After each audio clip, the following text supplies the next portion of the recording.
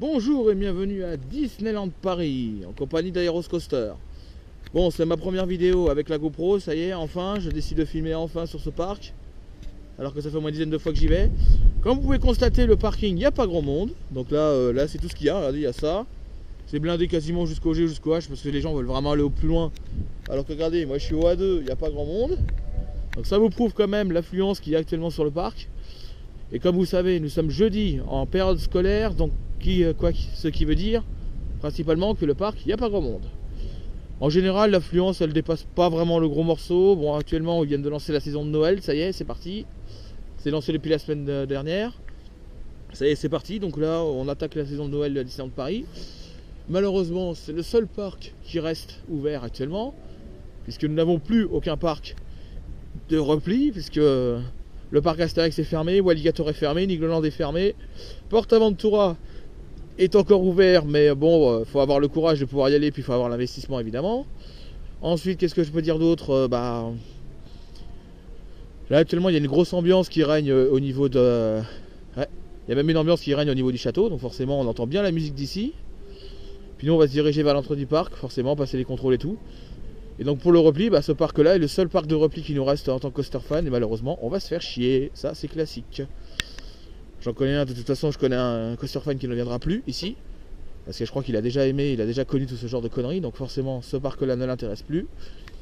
Moi j'y vais parce que j'ai vraiment envie de me détendre et de temps en temps j'ai envie d'aller faire un peu de Pokémon Go, autant le dire carrément. Sinon quelques rides de rock, de space malheureusement, les coasters qui ne sont pas réputés pour être les meilleurs du coin. Puisque la particularité de Disneyland Paris, c'est qu'il y a beaucoup de Vekoma. Et ça, c'est un petit peu dommage. Mais bon, on verra bien ce que ça donnera. Sur ce, on se retrouve à l'entrée du parc. A tout de suite, nous voici devant l'entrée du Walt Disney Studio. Comme vous pouvez constater à droite, il y a encore des travaux. De toute façon, ici, à cette période de l'année, on peut appeler Réhabilitation Land. C'est Réhabilitation Land. Parce que forcément, regardez, il y a une entrée pour sortir, une entrée pour rentrer, et tout ce qu'il y a pour le studio. Bon, ça, c'est pas de bol. Hein. Quand on n'a pas de chance, forcément, on tombe là-dessus. Et là franchement je vais encore me faire chier toute la journée. De toute façon moi généralement quand j'ai ici, comme je l'ai dit tout à l'heure sur le parking, je ride du Pokémon Go, voilà c'est mon truc. Quand il n'y a pas grand monde. Et ici généralement au studio 1 on a toujours tendance à avoir la même habitude que tout le monde. Regardez la façade du studio 1, elle est toujours aussi dégueulasse. Je crois que les éclairages fonctionnent, donc moi ce que je vais faire, je vais m'amuser à les changer. Donc pour les changer, je vous explique où c'est ici. Alors des fois la console fonctionne, des fois ça marche pas. Bon, déjà on va tester pour voir ce que ça donne.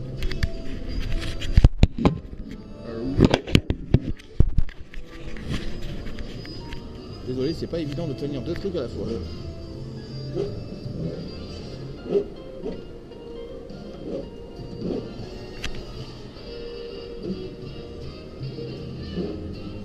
Eh ben ça commence bien.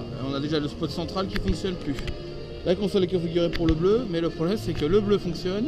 Le spot qui est là-bas il est mort, le spot central il est foutu. Donc ça marche plus. C'est encore caché. Cette façade ne fonctionne jamais. Elle ne fonctionne qu'une fois dans l'année. À la période de Noël et après ça marche jamais. Bon allez, on va aller se retrouver peut-être devant Rock'n'Roller Coaster, ce sera peut-être le meilleur endroit où je pourrais me poser.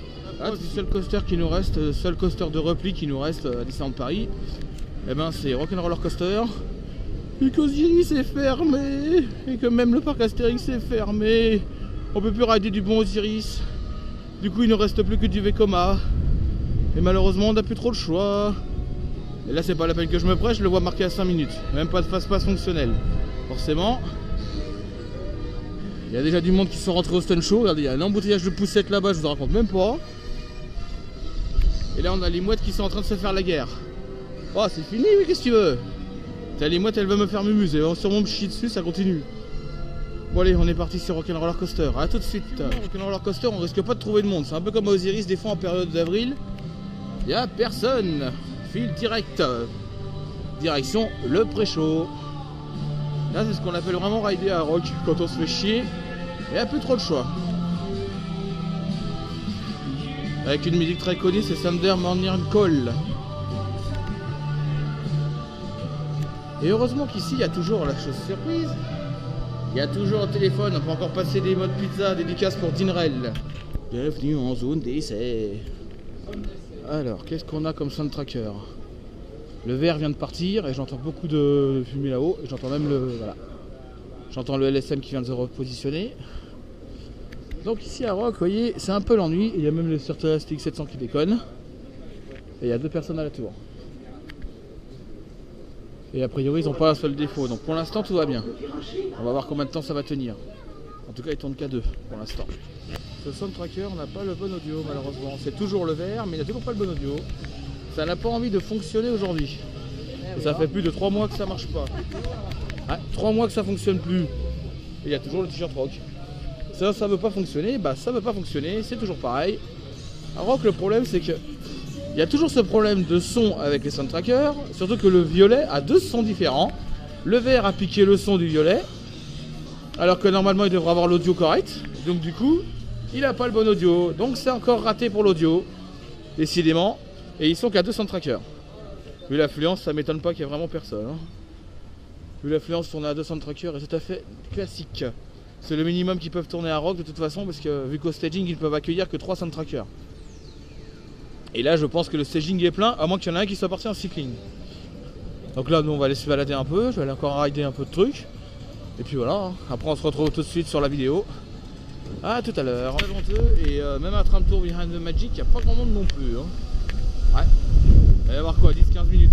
Désolé pour le vent, hein, ça va faire un sacré bordel dans la caméra, je suis vraiment désolé. Parce que c'est très venteux l'endroit où je suis. Je suis à côté de la Tote et forcément il y a beaucoup de vent. Vu que le courant d'air est extrêmement violent. Et puis on a l'alerte jaune pour le vent. Alors comme ça c'est bien, ça nous arrange très bien ça. Les conditions sont trop venteuses, bah notre cher parachute, Toy Story Parachute sont en panne. Il y a trop de vent donc c'est en 101, ça c'est certain, c'est à cause des conditions venteuses. Le vent s'est renforcé, là on a le Slinky Dog qui tourne. RC qui va peut-être attendre à se relancer, donc ils sont en train de charger les voitures. On va se faire un petit splash, hein, puis feu patate. Et puis ici au moins l'avantage c'est que quand on cherche à jouer à Pokémon Go, bah, on peut se faire plaisir. Parce que franchement ici des Pokéstop il y en a beaucoup. Il est à 25 et 15 minutes. Pour un jeudi en période scolaire, bon, c'est une influence moyenne. Mais ça reste correct. Dans la zone de Ratatouille, une zone que je n'ai jamais pu filmer depuis l'ouverture, c'est-à-dire depuis 2014. Et aujourd'hui je vois qu'il a 40 minutes en normal et 5 minutes en single, ce qui prouve qu'il n'y a vraiment pas grand monde sur Ratatouille. Alors pour filmer Ratatouille, moi j'ai pu filmer avec mon téléphone, avec mon appareil photo il y a 2 ans. Bon là je sais pas si je vais vraiment avoir la chance de refilmer encore une fois. Peut-être que oui, après je verrai. De toute façon 40 minutes je les ferai pas, hein. Je suis pas fou de faire les files d'attente aussi grondes. J'irai voir si Crush est aussi blindé, s'il n'y a pas trop de monde en single j'irai faire Crush, sinon je verrai bien. Au moins ici ce qu'on voit toujours, c'est les gens qui hurlent les RC Racers et surtout Ratatouille avec l'ambiance qui règne ici. Un petit land sympa avec une attraction relativement cool. Le mode 4D et cette file d'attente. Qu'est-ce que je vais faire à votre avis?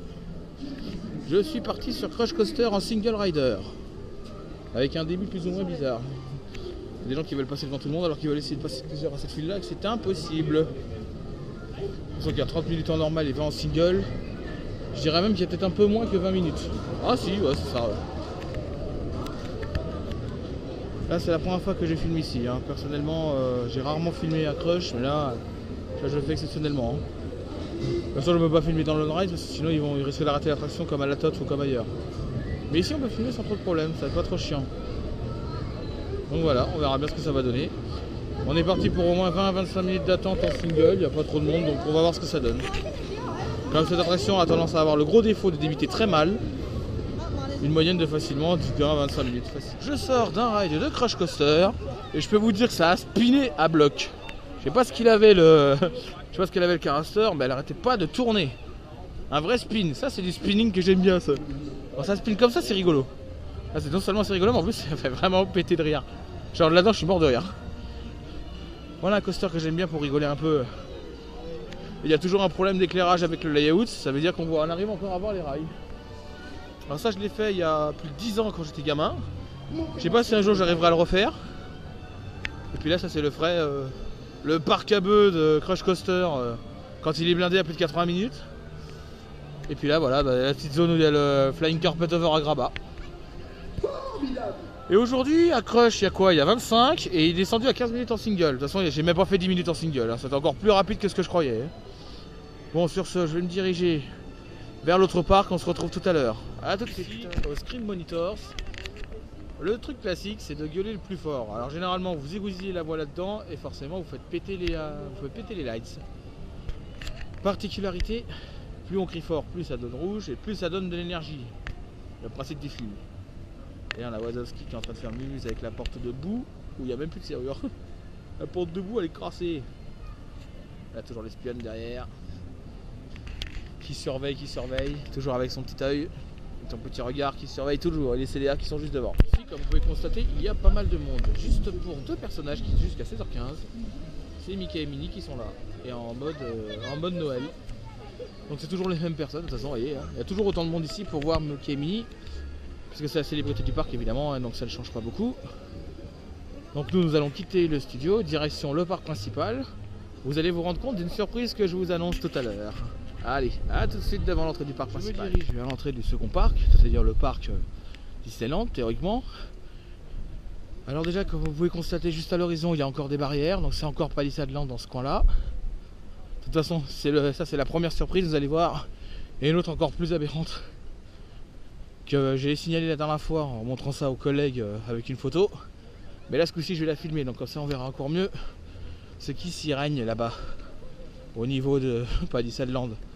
Déjà à gauche c'est pareil, il y en a aussi, à droite aussi. Ce qui fait que la zone de gauche est encore condamnée. C'est toujours en travaux en permanence, surtout dans cette période de l'année. Palissadeland est de retour. It's come back. C'est de mieux en mieux. Bon, au moins un avantage, c'est surtout que la fontaine est rouverte. La fontaine qui est devant est rouverte. Bon, les cases ont complètement disparu, il n'y a plus rien. Par contre, le parc, comme vous pouvez constater, je ne sais pas si vous le voyez d'ici, eh ben, le parc n'a plus de nom. Le parc Disneyland a disparu, les écritures n'ont plus rien. Ce parc s'appelle le parc sans nom. C'est la nouveauté de Disneyland Paris, ce parc s'appelle le parc sans nom. Ça ne s'appelle plus Disneyland Park, ça s'appelle parc sans nom parce qu'il n'y a plus de nom du tout. Et ici c'est toujours Palissadeland, comme vous voyez à gauche, pour l'accès des Cast Members c'est en travaux. L'autre côté là-bas c'est pareil, c'est en travaux aussi. Ils sont en train de refaire la zone sud de Disneyland Hotel, donc forcément toute la zone intérieure est encore en travaux. Et je pense que les gens vont finir pour en avoir ras-le-bol d'avoir des travaux en permanence. Est-ce qu'un jour ce parc n'aura plus de travaux, qu'il soit ouvert tout en permanence? Et de toute façon, en ce qui concerne les travaux, je peux vous garantir qu'il y en a encore. Et je vais vous montrer ça dès qu'on sera dans le parc principal. Allez, là d'ailleurs, je vais montrer l'enseigne de loin, là je vais la montrer un peu plus près. Alors vous constatez que le parc Disneyland n'existe vraiment plus. Il n'y a plus d'inscription. Le parc est devenu totalement vide, il n'y a plus d'inscription. Ce parc n'a plus de nom. Voilà ce qui s'est passé. Le parc Disneyland a perdu son nom. Et cette pancarte est bonne à refaire, elle est complètement pourrie. Bon, sur ce, on se retrouve dans le parc. A tout de suite. Tout à l'heure à l'entrée, le parc est passé en mode hiver. C'est-à-dire, depuis le 11 novembre, il vient de passer en mode hiver. Donc forcément, les choses ont changé, les pancartes ont changé.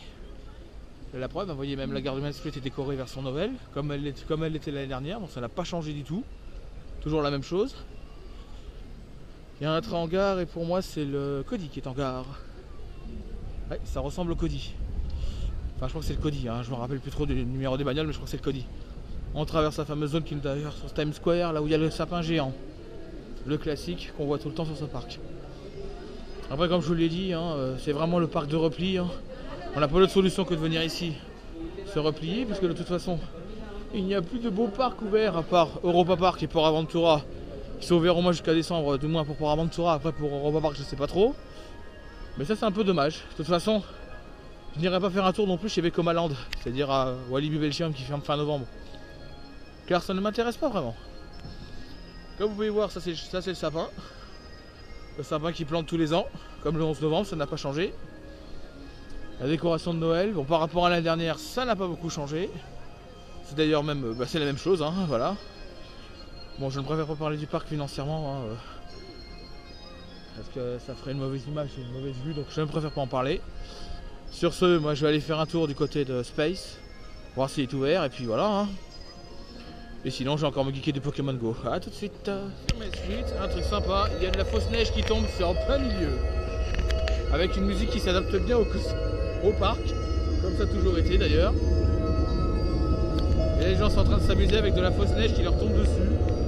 C'est un classique qui se passe souvent dans ce parc-là. Des canons à neige, vous voyez, bah, regardez, on voit même la projection de neige juste dessus. Donc c'est là ce qui se passe. Normalement ça a lieu à peu près toutes les 25 minutes, un coup de neige et hop. Mais c'est de la fausse, hein, vous inquiétez pas, c'est une espèce de poudre à la con. Ça illumine juste Main Street d'ailleurs. Ça s'en connaît même que c'est de la fausse neige. Hein. Ouais, c'est de la neige en forme de mousse. C'est une espèce de mousse, ce sera en soirée mousse en boîte de nuit quoi. Je vais pas dire mais franchement c'est rigolo. Alors ici on va constater un peu les temps d'attente. Donc là vous constatez déjà, comme je l'ai dit ici il y a beaucoup de travaux. Donc déjà Star Tours est encore en travaux jusqu'en mars, Buzz c'est jusqu'à début décembre, BTM normalement c'est jusqu'au 16 décembre. Donc il y a encore plein de travaux. Le parc bien évidemment est fermé jusqu'à 19h, hein. Ça faut pas s'attendre non plus parce que le parc est toujours fermé aussi tard. Et ça y est, ça vient de finir, les spots sont terminés, ils viennent de tout éteindre et les canons à mousse viennent de s'arrêter. Bon allez, on va se retrouver sur Space. Il y a la montagne qui est derrière, vous voyez l'espèce de coaster bizarre qu'on va aller faire. C'est Space Mountain Mission 2. Et ici bien évidemment c'est encore Palisade Land puisque Buzz est en réhabilitation jusqu'à fin décembre. Au moins pour 3 semaines de réhab. Si je me rappelle bien, il faudra que je revérifie les dates sur RCDB ou sur les CP Data. Alors je vois qu'il y a 10 minutes en normal et 5 en single, même 0 en single, donc le single est fermé. On va se taper la file normale dans 10 minutes. Au moins en attendant je vais aller rider un peu plus. C'est pour l'instant je vais aller rider un peu là-bas. Et puis je vais aller geeker un peu Pokémon parce que là c'est un vrai festival, il y a tout qui poque d'un coup. Allez je vous coupe à tout de suite. Alors ici on constate les travaux qui avancent sur Star Tours. Donc là on voit que Star Traders a évolué. On voit qu'il a changé de couleur même. On voit qu'ils sont en train de réaménager le système de l'entrée. Ils sont en train de refixer là-haut pour le futur X-Wing qui sera là-bas. Il y a encore plein de travaux à l'intérieur. Donc normalement lui on devrait pouvoir le retrouver au mois de mars l'année prochaine, 2017. On aura ça, le Star Tours 2017, l'aventure continue. Donc ce sera le Star Speeder 1000. On voit qu'ils sont en train de réaménager complètement la zone. On voit qu'ils ont même replanté des... ouais, ils ont des zones. Donc je sais pas exactement ce que ça va être. Mais ça bosse dur là-haut. Les ouvriers bossent dur. Et apparemment, on voit que même l'aventure et même l'entrée vont être complètement remplacés. Et je pense que ce coaster-là aura sûrement... Cette attraction-là aura sûrement une single rider. Donc attendons-nous à vraiment un bon moment sur Star Tours 2. Donc les travaux avancent vite. Et on voit quand même que ça a bien changé. Bon, impossible de voir à l'intérieur parce que tout est masqué, mais au moins on sait que les travaux avancent. On va voir ce que ça donnera dans 3 mois. Dans 3-4 mois on verra ce que ça donnera. Cette zone est devenue le Discoveryland Theater. Donc c'est des diffusions de certains dessins animés qu'on peut voir de l'époque de Walt Disney. Normalement si tout est prévu pour 2017 ou 2018, cette zone là deviendra une cantina et le Discoveryland Theater disparaîtra. Déjà qu'il a changé à cause de la fin de Captain EO qui a été revenu de Michael Jackson. Donc maintenant il faudra attendre que ça se soit ouvert pour 2017. Celui-là qui va changer d'apparence d'ici mai 2017. Et on a toujours par contre la figure de fameux Chéri, je reste public. Ça y est toujours. C'est ce qu'on appelle le fameux théâtre theater. Ça n'a pas changé, la figure topière est toujours là. Cette figure est là depuis presque 20 ans. Non, ça sera 20 ans, ça fait déjà plus de 18 ans qu'elle est là. Bon, nous on va remonter de l'autre côté, de Space pour voir un peu comment ça se présente. En tout cas, nous, ce que j'attends, c'est la réhabilitation de Space l'année prochaine, enfin début d'année prochaine. Attends que le Vekoma fait vite de nous baffer trop parce qu'il fait trop mal ce truc. Ce coaster, mis à part le lac qui a été entièrement vidangé et totalement nettoyé, on peut constater ici. C'est pour ça que l'eau est bleue, et bleu translucide d'ailleurs. Eh ben, ce coaster vieillit de plus en plus mal. Vivement la réhabilitation de janvier, quand il attaquera de janvier à avril, qui change de train et qui change carrément de système. Parce que là, franchement, ce Vekoma met trop de baffes. On en prend plein la tronche. C'est pas Goodyear non plus, mais il est douloureux. Et il est devenu douloureux depuis quelques temps. Bon, je vais quand même me lancer parce que je vois qu'il n'y a vraiment pas grand monde en file normale. Donc je vais aller me lancer à faire ce truc. J'entends même que le circuit relâche et même la pression ne fonctionne plus du tout. Ce canon est dead. Il a déjà plus de fumée. De toute façon, il ne sera pas réhabilité pour janvier. Lui, c'est mort, hein, le canon il est cuit. Je reviens devant le château avec les essais des fontaines. Le classique qu'ils font tous les ans, un essai de fontaine classique. C'est ce qu'ils font tout le temps de toute façon. Il y a au moins 1 ou 2 essais de fontaine par jour. Voire peut-être même plus, c'est juste pour tester les fontaines. Donc forcément la musique vous l'entendez un peu. Hein. Je ne l'ai pas filmé jusqu'au bout parce que c'est très connu. Hein. Ici un tableau très intéressant. Voici un bâtiment qui est très intéressant. C'est la tour de Disney Dreams. D'ici tout est commandé. Absolument. C'est d'ici d'où arrivent tous les 90 km de fibre optique. Ils ont même une sonotest juste à côté de chez eux et une zone de climatisation. Ce bâtiment est donc la tour de Dreams. Et vu l'angle qu'ils ont, forcément, ils peuvent rien rater. Cet endroit-là, c'est vraiment l'endroit où ils peuvent tout voir. Avantage ici, c'est qu'au moins ils ont les commandes de tout et donc ils peuvent faire absolument tout ce qu'ils veulent. faire démarrer les fontaines, les lance-flammes. Mais bon, les lance-flammes, il n'y en a pas à Noël, ça c'est sûr.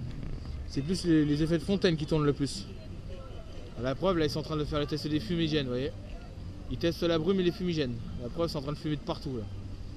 Le château s'enfume, il y a le feu au château, regardez-moi ça. On est en train de cramer. Et ici, c'est pareil pour Frontierland, il n'a plus de nom non plus, puisque le Fort Comstock est en plein travaux, lui aussi. La preuve, il est en cours de réhabilitation complète. Donc lui aussi est en train d'être rénové. Je suis désolé pour le vent, il y a énormément de vent dans les courants, il y a les courants d'air de taré. On croirait voir un Mistral qui nous saute dessus tellement ça souffle fort. Un drôle de tunnel, et malheureusement c'est le Fort Comstock qui est complètement en travaux. Et derrière on constate les travaux de BTM qui avancent. Théoriquement lui doit rouvrir dans un mois. Là on est le 16, normalement il doit rouvrir dans un mois. Donc on va voir, j'espère que BTM sera prêt ce jour-là.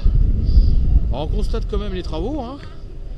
Donc tous les laits ils sont été réparés, on voit que ça travaille beaucoup sur le chantier. Même les rails ont été changés. Donc il y a un gros boulot là-dessus, hein, forcément. Hein. Ce qui fait qu'en fin de compte, ce coaster devra normalement pouvoir revoir sa vie dans un mois. La semaine dernière je suis venu, ils étaient en train de faire les essais audio. Là je sais pas où ils en sont, mais à première vue, bon il est toujours en Lighton, hein, forcément. C'est en Lighton depuis presque plus d'1 an et demi. On espère qu'il sera rouvert le jour même, quoi. Donc on verra ce que ça donnera dans l'ancienne entrée de BTM. Alors on ne sait pas exactement ce qui va se passer pour la réouverture. Toujours est-il qu'il y aura peut-être une file d'attente qui va se rajouter, sûrement une single rider si on espère. Il y a toujours la zone fast-pass qui se fait sur la droite. La file principale, il n'y a plus d'enseigne, hein, l'enseigne a disparu, il y a toujours un échafaudage devant. Ils ont absolument tout repeint et tout réhabilité, ça se voit que c'est beaucoup plus propre. C'était moins dégueulasse qu'il y a 10 ans. Hein. De toute façon ce coaster on avait vraiment besoin ce maintenance. Alors espérons qu'ils ont fait ce qu'on leur a demandé, donc on va bien voir ce que ça donne l'année prochaine. Enfin, en fin de l'année, puis après on verra. Hein. Parce que c'est vraiment fin d'année chez fin d'année. Hein. Donc maintenant BTM c'est fini, mais ça revient normalement le 16 décembre. Mais j'ai entendu dire selon des rumeurs comme quoi ça serait retardé pour la réouverture. Et pour l'instant, je n'ai pas plus d'informations que ça. De toute façon, j'essaierai de vous tenir au courant dès que j'aurai l'information. Pour la réouverture de BTM. Il a rouvert parce que ça fait déjà un petit moment que c'était enfermé. C'était fermé depuis le mois de juin. Donc ça vous dit le temps que c'était fermé, ça faisait plus de 3 mois que c'était fermé. Ça s'est resté fermé 6 mois, c'est fermé de janvier à juin. Mais ça a rouvert qu'en septembre, parce qu'avec des problèmes de réhabilitation, du coup ça a pris du retard. En tout cas, bah, ça a fini par ouvrir, même si c'était en retard, ça a fini par ouvrir. Mais c'était un peu la bourre. Et il y a toujours autant de vent sur le parc. Ceci conclut la fin de la vidéo au parc Astérix, au Disneyland Paris. À chaque fois j'ai toujours tendance à confondre, j'ai pas l'habitude de filmer à Disney, donc c'est pour ça. C'est la première fois que je le fais, donc pour ça, je commence à filmer assez rarement. Et là pour une fois je me mets à filmer, c'est plutôt pas mal. Bon sur ce, je vous laisse. Et je vous dis à plus. Sus.